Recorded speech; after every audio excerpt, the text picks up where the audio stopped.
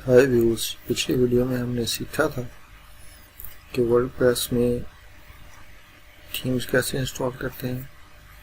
तो आज की वीडियो में हम सीखेंगे कि वर्डप्रेस में प्लगइन्स को कैसे इंस्टॉल करते हैं।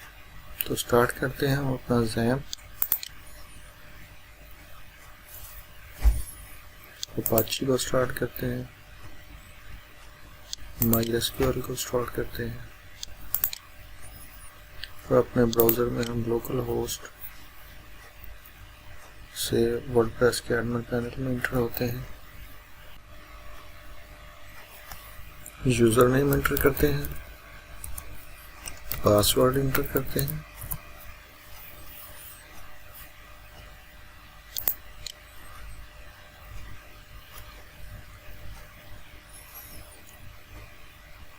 प्लगइन्स इंस्टॉल करने के लिए हम प्लगइन्स में ऐड न्यू पे क्लिक करेंगे।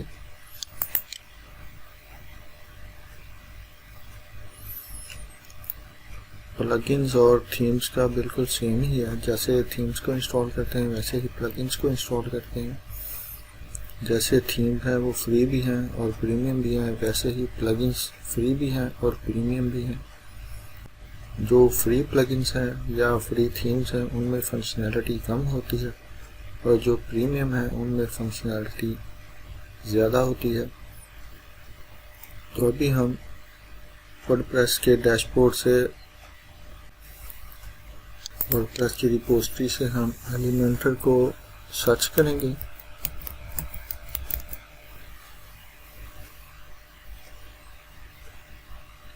इंस्टॉल नाउ पे क्लिक करेंगे।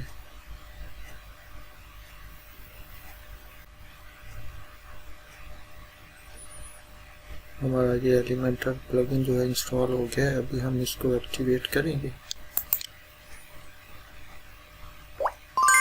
डैशबोर्ड से हम सर्च करके, वर्डप्रेस की रिपोजिटरी से सर्च करके कैसे इंस्टॉल करते हैं। जो प्रीमियम प्लगइन परचेज करते हैं तो उनको हम ऑफिशियल वेबसाइट से डाउनलोड करते हैं और वो डाउनलोड होते हैं हमारे कंप्यूटर में। तो कंप्यूटर से हम वर्डप्रेस में कैसे इंस्टॉल करेंगे, उसके लिए हम ऐड न्यू पे क्लिक करेंगे, अपलोड प्लगइन पे क्लिक करेंगे, ब्राउज करेंगे और जहाँ पे हमने डाउनलोड करके रखा हुआ है वहाँ पे क्लिक करेंगे। यहाँ पर मैंने एलिमेंटर प्रो रखा हुआ है तो इस पे क्लिक करेंगे। Install now.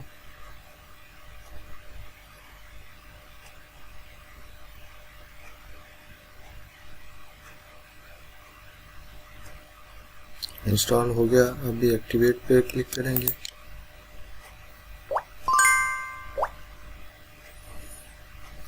ये हमारा एक्टिवेट भी हो गया। बाज़ दफ़ा जब हम प्लगइन या थीम को इंस्टॉल करते हैं तो उसमें एरर आता है और वो अपलोड नहीं होता। तो उसमें ये होता है कि हमारे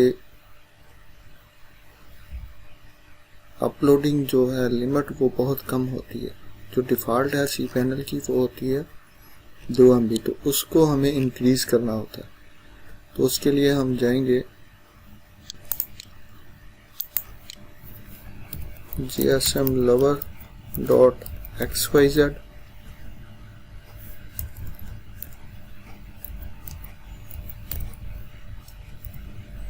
WP एडमिन में आएंगे। ठीक है जी। तो अभी हम इंस्टॉल करके देखते हैं। तो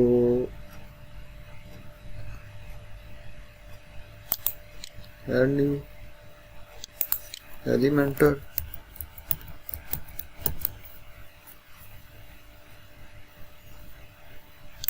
इंस्टॉल,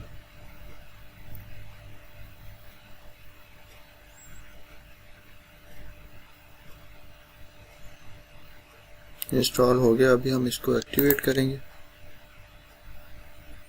ठीक है जी, एक्टिवेट भी हो गया।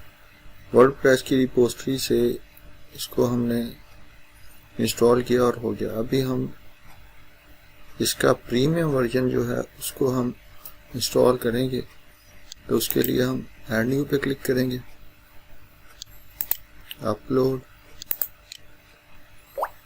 Elementary view, open, install now.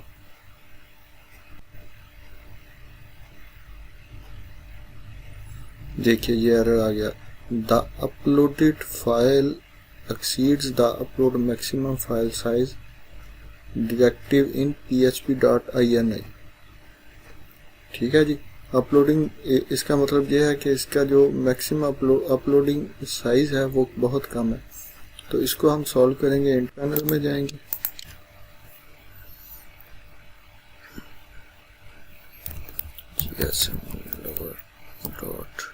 xyz C panel,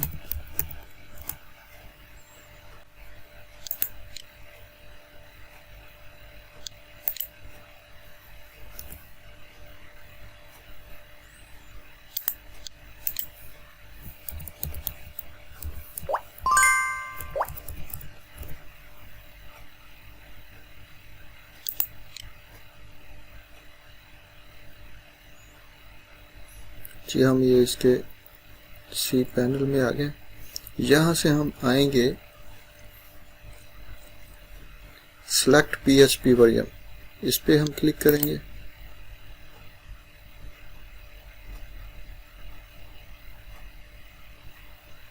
जहाँ से हम PHP का वर्जन भी सिलेक्ट कर सकते हैं, ठीक है, जो लेटेस्ट वर्जन हो वो करते हैं, लेकिन मैं लेटेस्ट नहीं यूज़ कर रहा।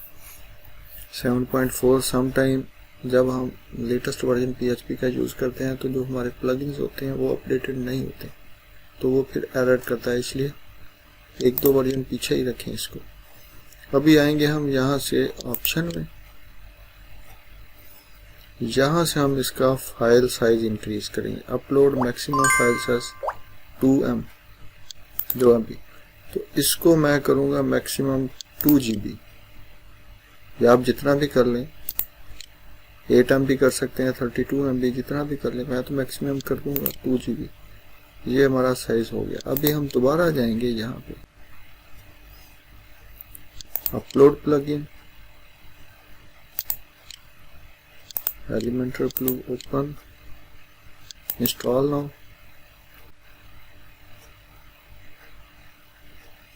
ये देखें जी, हमने उसका अपलोड साइज जो इंक्रीज किया उससे ये प्लगइन जो है अपलोड हो गया, इंस्टॉल हो गया। तो अभी हम इसको एक्टिवेट करेंगे। सिर्फ प्लगइन ही नहीं, थीम्स जो हैं उनमें भी यही एरर आता है समटाइम सी पैनल में, क्योंकि हमने उसका अपलोड जो साइज है उसको इंक्रीज नहीं किया होता।